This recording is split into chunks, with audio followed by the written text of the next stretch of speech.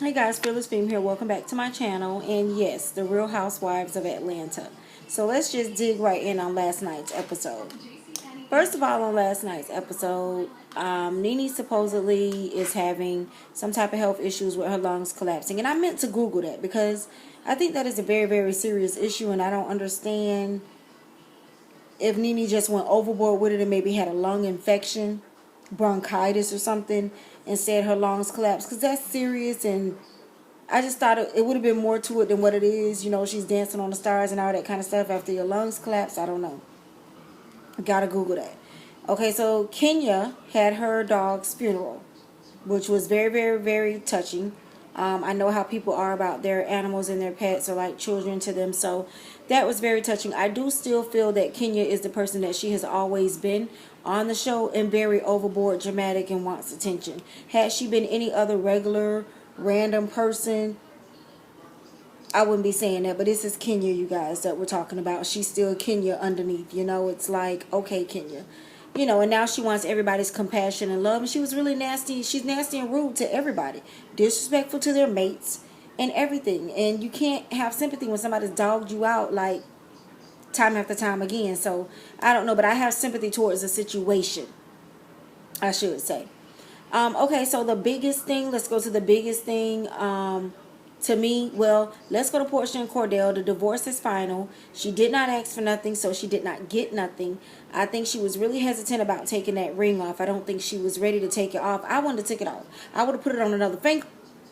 But a rock like that, sister is rocking, okay, on another finger. What? Shh. Ain't nobody crazy. Yeah.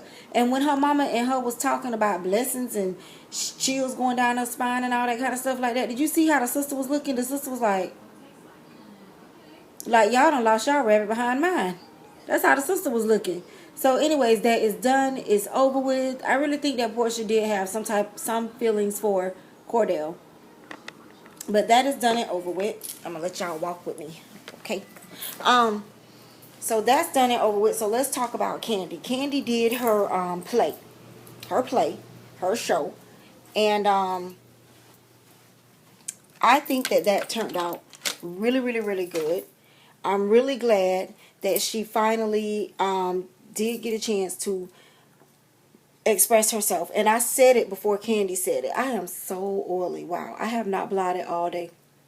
I said it before Kandi said it. You know, when I was sitting there watching TV. Yeah, we chatting. We might as well keep it going. Yeah. So I said it before Kandi said it, that I feel like Kandi expressed a lot of what she wanted to express to her mother and getting her point across in her play. I felt like that's what Kandi did. She used that play to do that. And I felt like she was very successful in it and saying, look, you acting crazy. To me, say what you have to say as a mother. I mean, I have kids myself. This is my personal opinion.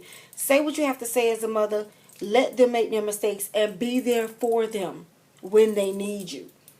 If Todd is not the one and Todd ends up breaking her heart, you're her shoulder to cry on when that happens, because you don't know who you're getting into a relationship with. I mean, she could get into a relationship with somebody that Mama Joyce approves of and still get hurt. So I just feel like, look, Mama Joyce, and she got a boyfriend. I was confused as to whether that was Mama Joyce's boyfriend or Kandi's father. That's the part that confused me. Y'all holler at your girl. I know both of them was there, I think. Not too sure. Yeah. But support your daughter. Her mother is mean as a mule. I mean, she mean and she miserable. And she's sitting there through the whole play. And she just looking and looking. And it's like, lady, get your life. Okay? That's what you need to do. Alright? So, the play was awesome. I felt like Porsha can sing. She can sing better than me. Church voice sing. She's not Aretha Franklin, Patti LaBelle. She can sing. She did good. She did good. She was funny. She did good at acting. Of course, they didn't show the whole thing. It was clips and bits and pieces. But I think she did a wonderful job in the play. I heard the play is doing really, really, really well. So that is a good thing. And I really enjoyed the play. I really enjoyed how Kandi and Todd got along, pulled it together, and made it happen. We know that they did get married here in April. If you follow them on Instagram or follow the tabloids such as myself, they did get married. So I'm very, very happy she went through with it. I'm very happy for her. I think the play is awesome. I think that's how people make hits and stuff, even in songs and stuff. Like when you go through something like Usher. Usher don't make a hit till he break up with somebody. You know what I'm saying? So I think the play was 100%. They said it was sold out a couple of times in Atlanta. And I think that was basically because it was real. Kandi expressed a lot of realness and a lot of herself in the play. And it just made you enjoy it. It made you, the little bit I seen, I enjoyed. So I know it was... Okay, guys, I'm sorry. My camera cut off. Cynthia and Peter, y'all let me know if I missed something. I saw a couple of comments on the tabloids about why would a man need a man pad or bachelor pad 40 minutes away from home to be alone. I don't know what I missed. But I did see when she did the flowers and everything for Peter and trying to be sexy. And she's sitting there with her cigar smoking like, hey, baby, welcome home. You know. And she tried because Cynthia is corny as hell. She tried. She did a good job. He laughed the whole time. I think he didn't know how to respond to what she did. So, you know, he did a lot of laughing and stuff. But I do think he was intrigued and excited about it. But I do know that something was mentioned a while back about them and about him saying he wanted a man pad or something like away from home to go to when he needs to be alone. And that's not the type of man that wants to be married. One thing I told my husband before we even got married, when you get married, it's because you want a family. I came with kids, you came with kids. Not to say that everybody don't need some downtime, but you need some downtime, you carry your behind in that room, okay? Lock the door. Tell everybody leave it on, cut your phone off. Now, when we had rented a house, it had a den, and my husband did have his man cave, and that was where he went to watch his games. He closed the door. He had Serenity. It was all decorated out, Atlanta Falcons down.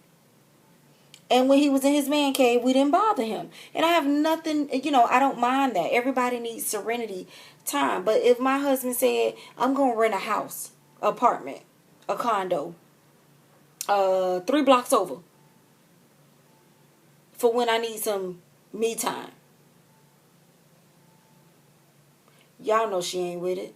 Y'all know she is not having it. So I don't know. I think I blinked. I didn't think I blinked, but I think I blinked. Peter must have mentioned something because I saw a lot of comments on Twitter and everywhere about him wanting some type of man cave for me time or something like that. So y'all fill me in on what I missed. Cynthia is probably just dumb enough and ditzy enough to go for it. But when you get in a relationship, in a committed relationship with a family and a wife and stuff, it's no more you. It's us. It's we. Yeah, you will get your time alone, as will I. But it's not in a whole nother apartment or condo 40, 45 minutes away. That's not the case. So, I don't know. Y'all fill me in on that part. Fill me in on anything I missed. And I'll see y'all the next time we Diva Chat.